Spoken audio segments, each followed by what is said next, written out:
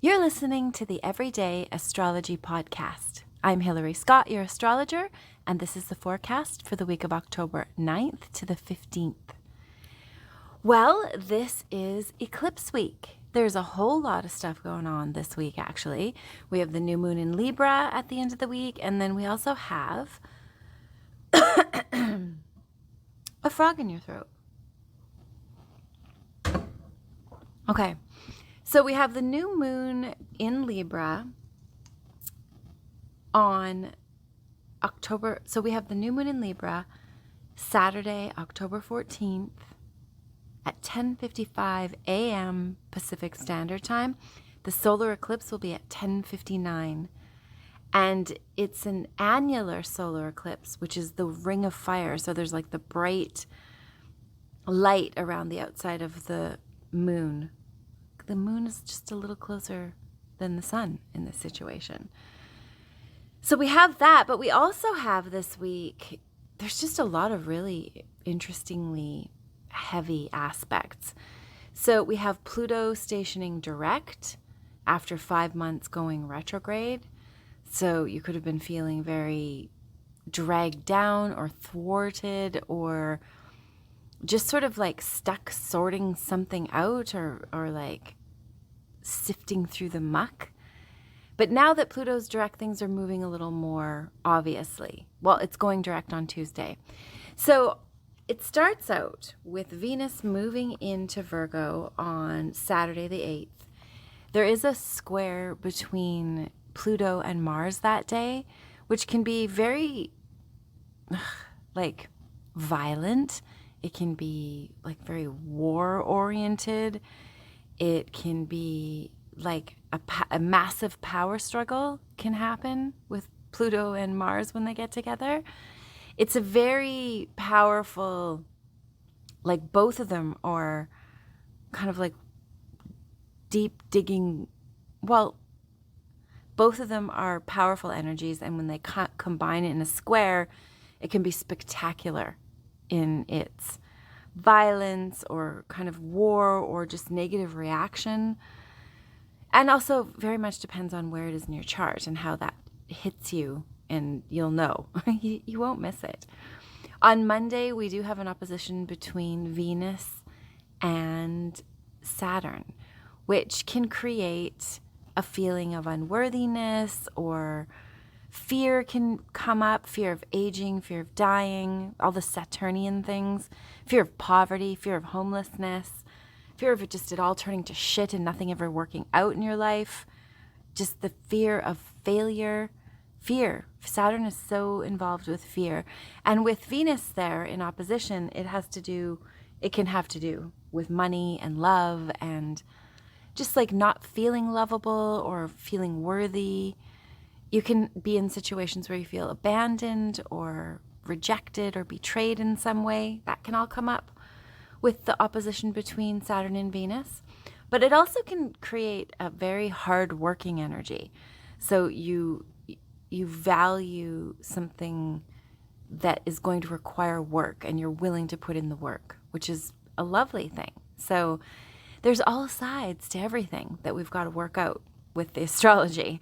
So remember, if you're kind of experiencing the negative side of something, you can flip it. You can ask to release the negative and manifest the positive and change your orientation to what you're experiencing. It makes a huge difference. So on Tuesday the 10th, we do have Pluto going direct, and it has been retrograding since the beginning of May. So look back and see how you have been handling the deeper aspects of your psyche since the beginning of May. And it has been backtracking through Capricorn. And this is the last like hurrah with it going through Capricorn. Come January, it will leave Capricorn for another, I think it's like 200 years. So whatever's going on in these last degrees of Capricorn are going to be significant. Significant to society, significant to the people who have late degree planets or placements in the cardinal signs. I mean, all the energies, like even the opposition to this would be stuff in Cancer. or Libra or Aries. Anything at the end degrees could be very triggered by this. There's this sort of power struggle energy that's going on that you need to face in yourself, or that you need to step into. You need to step into some kind of power. And it's tricky because if it's a societal thing, there can be this like overreach of power, like government overreach into our lives, or just so many little ways where the system can actually be screwing us in some way. So be aware of that. Pluto direct, whenever a planet is stationing direct, there's this like intensifying of their energy. So we're feeling that like all week, especially like Sunday, Monday, Tuesday, definitely. It goes direct at 6:10 p.m. But there's a lot of other stuff going on Tuesday as well. There's an opposition between the Sun and Chiron, which can trigger our feeling of abandonment. This kind of like has the same flavor as the Venus opposition Saturn in a way. There's this sort of like, I'm not good enough. Maybe there's a humiliation that you've felt, or like maybe you'll discover some part of yourself that's holding you back, but you needed to feel whatever those feelings were buried in the area that's holding you back. So just be aware that stuff is going to be bubbling up for healing. Tuesday is a pretty powerful day. There's an opposition between the Moon and Saturn that day as well. That can have like just a sadness can come up. If you're feeling sad or if you're feeling fearful, just know that it's going to pass. That it's like there's a vibration, a frequency that we're all sort of resonating to. And as it moves out of alignment, so do the feelings that are upsetting and freaking us out. So remember that. Wednesday, we do have Mars going into Scorpio. There's a trine between the Sun there is a trine between the Moon and Jupiter, and Mars will be going into Scorpio on Wednesday. Mars in Scorpio is not overly comfortable. It's much more comfortable in a more direct sign. It's much more comfortable in a more direct sign like Aries. With Mars in Scorpio, Mars wants to go forward, and Scorpio's like, ooh, like, let's do this from the hidden aspects of life. Let's not just be so obvious about it, because we need to be sneaky. We need to be incognito and watching from the sidelines so that we are protected and safe and secure. So that the energy of Mars in Scorpio is like kind of contradictory in a way. But also it could, if you use that Mars energy to make stuff happen in your world, to get things sorted out, to dig deep into your psyche like Scorpio likes to do, maybe solve a mystery, maybe figure out where the bodies are buried. Any kind of deep dive digging will be enjoyable, even like thrilling, even better. So keep that in mind. That's an interesting placement that we've got, a big shift. You'll feel the difference. Thursday, quite a few aspects going on that are going to maybe cause like stuff to happen in your life. Things are going on. You're busy. You've got feelings coming up, but then you've also are not entirely sure. You might just be sort of tired, but willing to look at your feelings, see what's going on, willing to have open conversations, being ready for like edgy new experiences. On the 13th, Friday the 13th, we actually have Mars trining Saturn. So this could be a get her done kind of day. Like if you have stuff to do, we're coming up onto the new moon too. So depending on your orientation, sometimes the moon juice can make you feel full of energy and you want to get all kinds of things done. And sometimes it can make you feel really very much depending on your own energy. It can make you feel tired and sleepy and withdrawn and not wanting to do anything. With new moon energy coming, though, it is a time to reset and redo and plant the seeds that you want to plant coming up on the 14th. So with the Friday the 13th energy, with the trine between Mars and Saturn, there's a lot that can get done. You can really dig in and sort things out and get caught up and figure out what you need to do.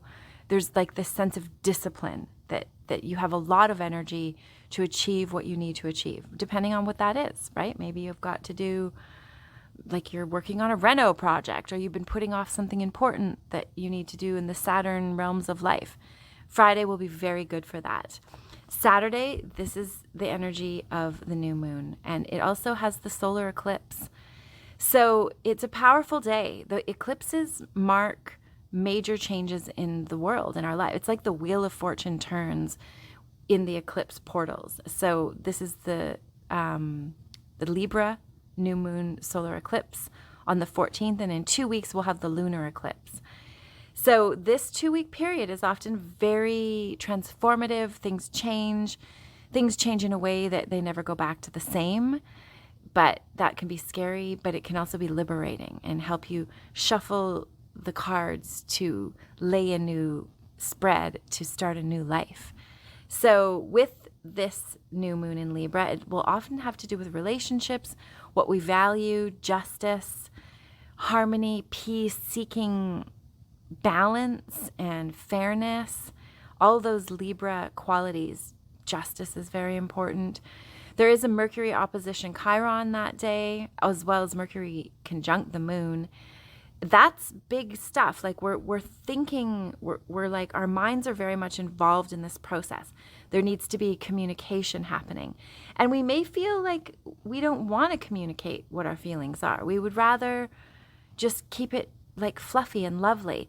Libra can be very, like, though it's charming and beautiful and refined, it can also be very slippery and not forthright and borderline liar, because it doesn't want to ruffle the feathers or create anything that's going to make disharmony in a relationship. But that's tricky because it can put a rift between people. Like, sure, it's nice to be harmonious all the time and avoid conflict.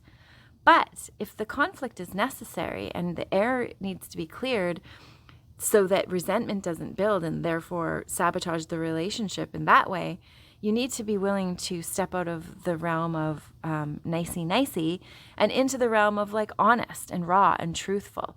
So the Chiron opposition Mercury here, I think, could help bring up whatever is raw, whatever area you do feel wounded or hurt, or where you may have hurt someone else and you need to like own up to that and apologize. But this day is very powerful for that. So set your intentions. There's a lot of communication going to be going on around these Libra topics. Write things down, make your list, set your intentions for the solar eclipse, and what you want to see change in your life in the next little while, what you want to have accomplished. So going into Sunday, we do have the moon squaring Pluto, another kind of big day. It's definitely a heavy week. It's ponderous and maybe even very Plutonian. There's just a lot of energy that could be, the Chiron is really active. So it's, I think, deep and transformative and like emotionally healing, getting into the deep, dark depths where your power may have been suppressed. So if you're willing to feel all the feelings that need to come up, like Pluto wants you to do, then you can tap into the power of Pluto. Mars is conjunct the moon on Sunday as well, which there's this like oomph, and it's going from a Libra to a Scorpio moon Sunday. Scorpio is ruled by both Mars and Pluto, so that flavor of that energy is there again. Like, this is the sort of where you want to like binge watch the like psychological profiles on serial killers, or try to figure out what happened during the mud floods, or maybe what's going on with the way the sun and the moon move above us, or there's just so many like secrets that are available for us to dig into with all the Scorpio energy. So keep that in mind. We've got 2 weeks coming of this eclipse portal that we need to be willing to change. Just be open to what's coming. Feel into your heart, feel into your gut, feel into what feels right, what feels like the direction that you want to go, what gives you pleasure. Sometimes our ego has a whole different idea about what we're supposed to be doing with our lives than our inner self knows would be best for us. So try to orient yourself to what your heart wants, what your gut wants, what your like just the deep contentment and satisfaction will come from. It can often be very different than what your mind is telling you you need. So this is the sort of time to tap into all that. I do hope you have a most satisfying and liberating and heartful. I do hope that you have a very connected, powerful Libra solar eclipse and new moon with fabulous new intentions to start a wonderful new path in life. Thanks so much for listening.